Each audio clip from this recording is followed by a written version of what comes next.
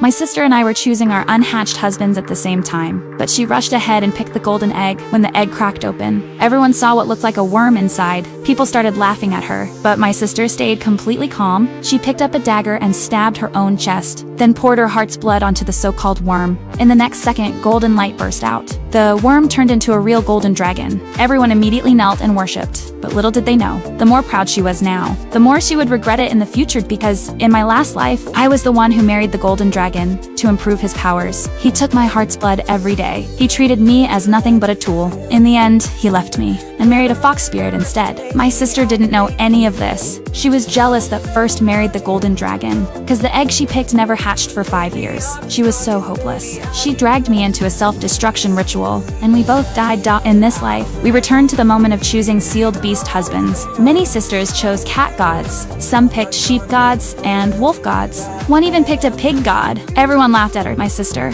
reborn like me, immediately took the golden dragon egg. She left me with a black egg that never hatched in 5 years, and there was only one egg left. I had no other choice. But thinking of the black egg from the last life, I decided I didn't want any husband in this life. When she saw how I reacted, my sister instantly realized I had also been reborn. Others didn't understand. They said only by choosing a sealed god could we compete to become the next sphinxes. The high priest begged me to think again, but I refused without hesitation. The next moment, the black egg cracked open by itself. 100-meter-long python soared into the sky, then landed and turned into a stunning man. It was obvious he fell in love with me at first sight, but I only wanted to cut all ties with love. My sister was shocked. She had used her heart's blood for 5 years and failed to hatch the black egg. Yet today it awakened for me on its own, and he was 10 times more handsome than the golden dragon. But she still mocked me, saying my husband was just a lowly snake, while hers was a dragon. Just as she finished speaking, the python god's eyes glowed blue. My sister's expression instantly turned seductive, and she started taking off her clothes in front of everyone. Right as she was about to lose control, the golden dragon dropped from the sky. He turned into a man and slapped her hard across the face. Only then did she realize she had fallen into a trap. At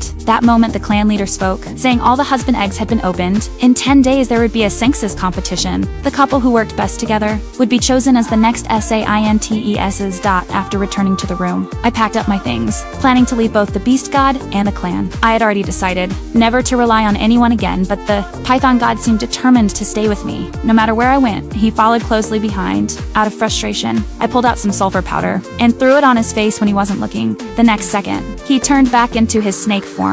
I was about to leave, but saw him lying motionless on the ground. I thought I used too much powder and killed him. His scales were covered in frost. I quickly carried him to a hot spring, hoping it could save him. Once his body warmed up, I laid him on a clean cloth, then grabbed my bag and left. But my sister was in deep trouble. Just like last time, the golden dragon was obsessed with cultivation. He demanded she dig out her heart's blood to feed him, to become the cinches. She gave him her blood willingly. After drinking it, his powers grew rapidly, and she made a request. She told him to kill me. As I walked away from the clan, the golden dragon was already preparing to strike.